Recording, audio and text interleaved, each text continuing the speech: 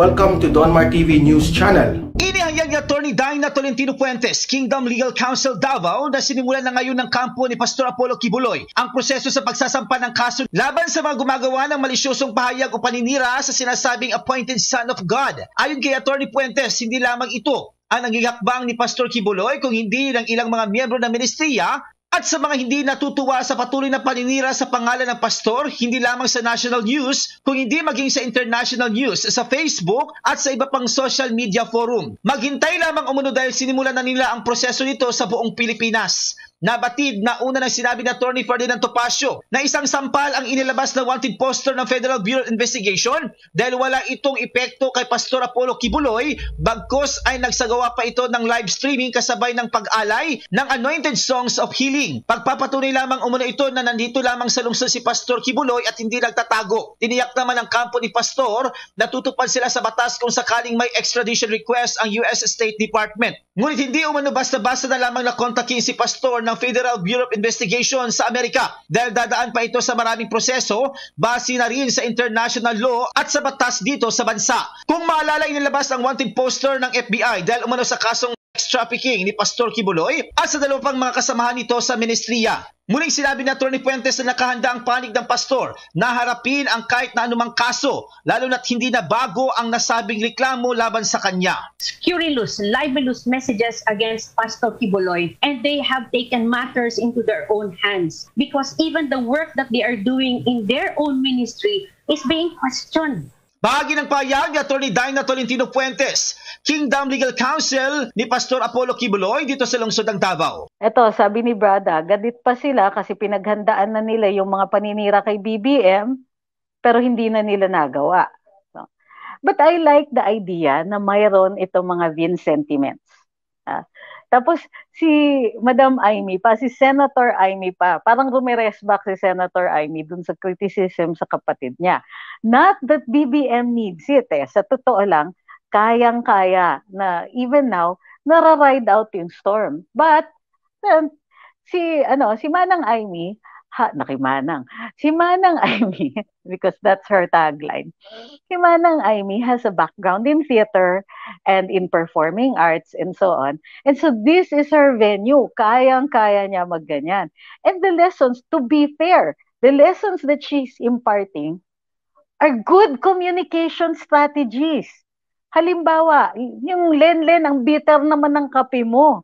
Kasi hindi nagbabago yung messaging ng kabila. Puro batikos. Puro let's tear this down. Puro, oy, may criticism ako. They want to, ang gusto nila is search and destroy. But these are elections. May mga taong kasama nung taong gusto nilang siraan. O sa tingin nila, makukuha nila yung mga boto pag niyurakan nila si BBM? Hindi. So tingnan mo si Madam Amy, it's actually good advice. Gustong-gusto ko nga yung style niya.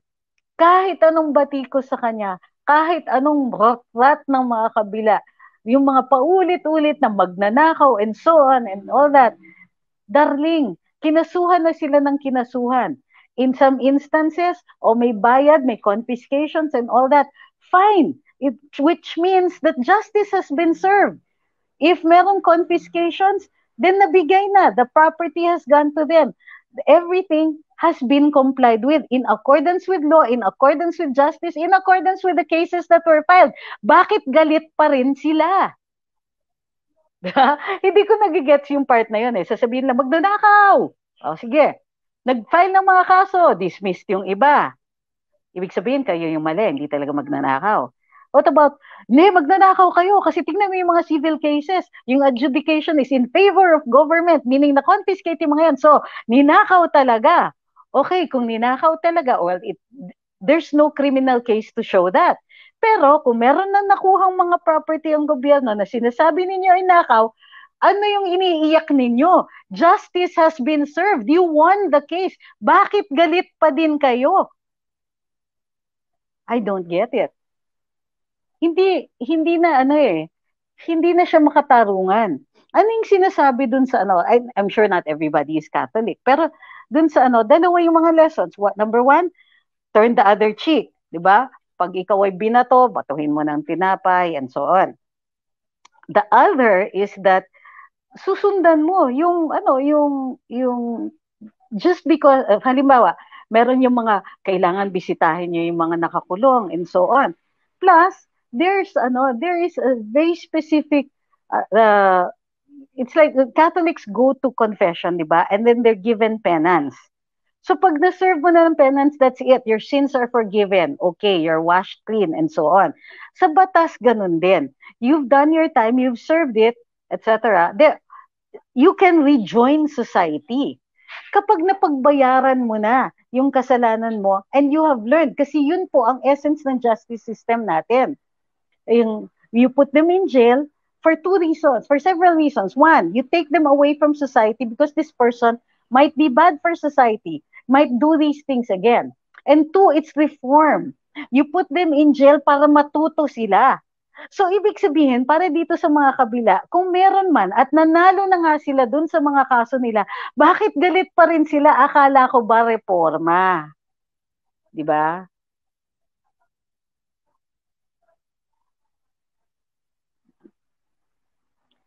So, ito yung point. They've already lost the battle for hearts and minds. Yun. They have lost it. But, bilib din naman ako, pilit silang bumabangon. Hindi naman bumabangon. Pilit silang nagsusurvive. So, itong mga nasa kabilang parlor, hindi enough eh. Para sa kanila, hindi enough. Para sa kanila, there's no such thing as a popular vote. Kung popular ka, pero meron kang kasalanan noon, hindi ka pa rin maaaring makilahok. Eh bakit? Bakit ganito yung batas natin? Bakit ang pinipilit ninyo for people to look the other way when all of the means, the legal means, you have tried. Tigil na nila yan kasi it's not working. Kaya lang, that's the problem with them. Hindi na nga nag-work, gusto pa nila, tayo yung maniwala sa kanila, regardless. Raquel Santos says, gusto lang nilang guluhin ang bansa para makapamuno sila at maghari na naman ang mga oligarchs. Lahat gusto nila pumabor sa kanila. Yes. Ito sabi ni Phil Conde, yellow narrative na po kasi yung Marcos magnanakaw.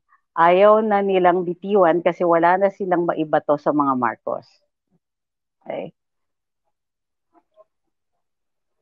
Sabi ni Body Shot, just wondering, bakit hindi invited yung ibang aspirant? Kasi nga, ang habol naman ng mga to is of course, the ratings. Gusto nila ng malaking audience because then they can charge more for their advertising. Yung ibang mga kandidato, siguro, ang tingin nila, konti naman ang mahahakot nilang audience, so why bother?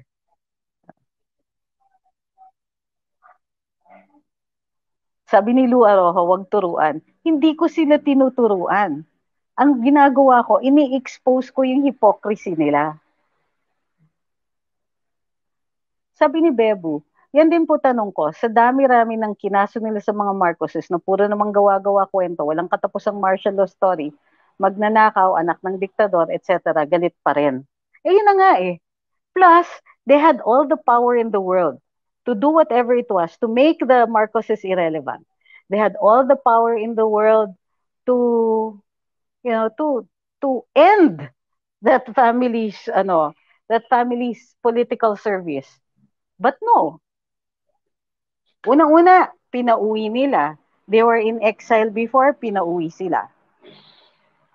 Bakit pinauwi? If they really thought that the Marcoses deserved to be abroad, bakit pinauwi?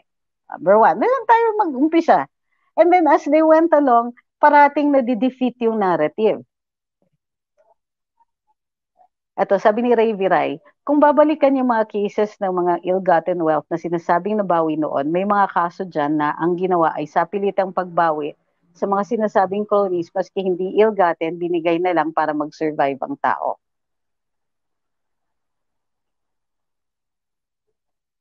May pinakakalat ang kakampings na pic ni BBM na ang suot niya ay pang-crew. Ayun, biglang nag-backfire sa kanila dahil sa parang minamaliit nila sa pagmamaliit nila sa ordinaryong manggagawa, pinatunayan lang nila na sila ay elitista at pagiging matapobre. Yun na nga parang feeling nila sila lang ang tama. Which, okay lang in your own little universe. But don't try to cross into our world kasi mari-reality check kayo. Yan, sabi ni Ferdinand Reyna, pero merong mga kinuha sa kanila na nabawi rin ng mga Marcos. Ibig sabihin lang noon ay shotgun strike ang ginawa sa mga Marcoses. Hindi, yung mga deposits nga sa Switzerland and all of that, di ba, yun nga yung ginamit sa agrarian reform. So, ito yung point. O sige, kung may ill-gotten wealth, nakuha nyo yung ill-gotten wealth na yun. Bakit galit pa rin kayo? Ang sinasabi nga ni Lenny noon magnanakaw, sinungaling, and so on. What do you want? Ang sinasabi niya, hindi pa rin daw kasi umaamin. Bakit aamin yung tao dun sa mga kasalanan na hindi niya naman kayang patunayan? Number 2, parang may pahiwatig siya na hindi pa nagsosoli. Ano yung hindi pa sinusoli? Gusto ninyo, yung mga Marcoses, aakusahan ninyo. Sabihin nyo nagnakaw. Hindi nyo mapatunayan yung nakaw. Hindi nyo ma-access. Hindi nyo makuha yung allegedly ninakaw. So ang gusto ninyo, umamin. Ang gusto ninyo, wala kayong kahirap-hirap, wala kayong pagpunta sa hukuman, i-turn over nila yung nasa imagination ninyong ninakaw nila. Good luck with that. Ganun ang nangyayari Nakakaano na nga. Tama ito sabi ni Ma'am Mirna. Oops! Nawala ako. Sabi ni Ma'am Mirna, nakakaumay na. Tama naman. Ito si Ma'am Karen, yung mga pahabol convincing scheme si Madam pero lagi sunog at nako-correctionan kasi mali-mali. Natawa ko sa sinabi ng attorney, di niya maalala law school niya. How embarrassing. Alam niyo, yung sa labor code, second year law yan. Yung sa executive orders, either sa administrative law, which is third year, or sa constitutional law, which is freshman year. Sasabihin na naman ng kabila, ang yabang-yabang ko, and so on. Hindi ako mayabang, but I do remember what was taught to me in law school. Bakit hindi nila kinasuhan si FM sa courts para maidepensa niya, sarili niya, na kayang-kaya ni FM i-defend? Well, that was another thing. They were in exile. Tapos, yun na nga yung sinasabi ni Marcos noon, if I remember correctly. Pauwiin niyo ako. Kahit kasuhan ninyo ako, at least dyan ako sa Pilipinas, I can try to defend myself. Hindi naman po yun yung nangyari. Sabi ni Ma'am Mirna Scholz, nakakaumay na ang mga binabato nila sa mga Marcoses. Buhay ba sila noong panahon ni Apo Lakay? Kami na buhay noon ay peaceful ang martial law. Tapos, kailangan yung naratiba lang nila yung tama. Doon ako naiirita.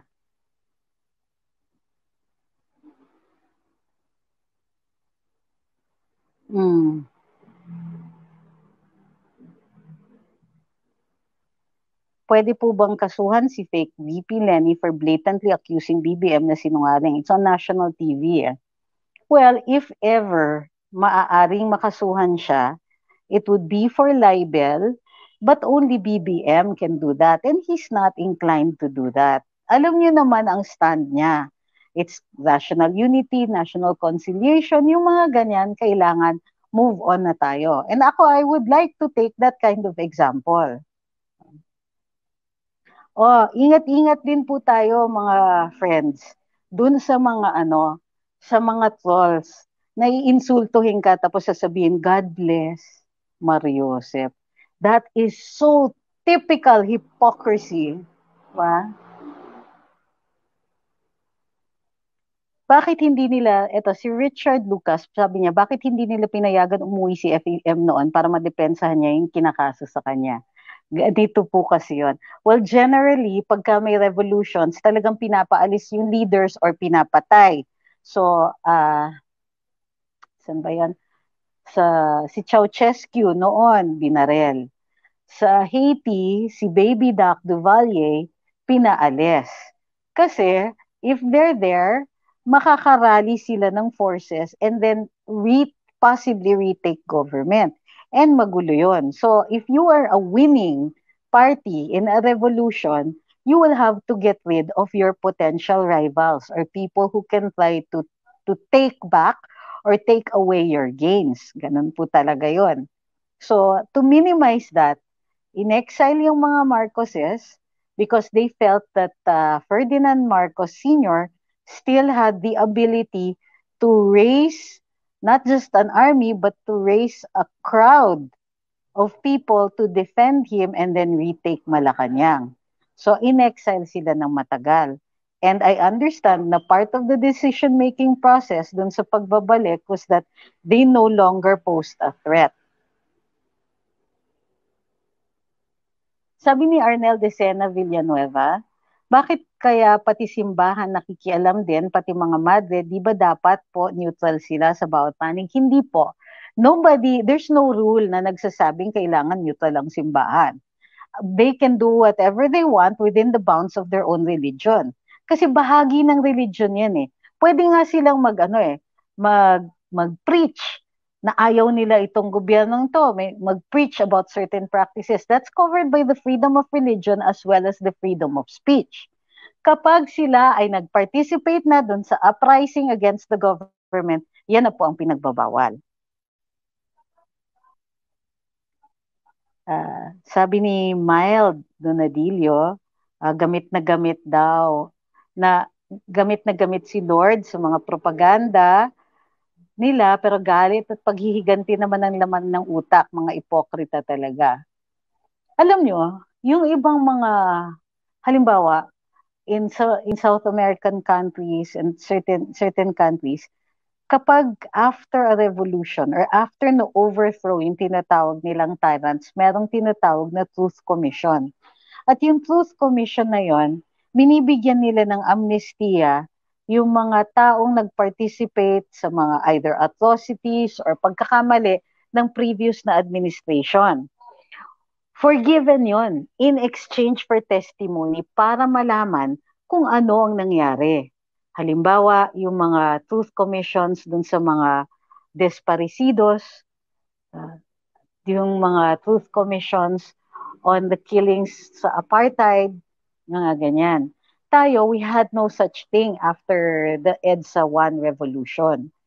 Hindi minarapat na alamin yung tunay na nangyari. Ito yung point ko. Maraming allegedly nag-disappear.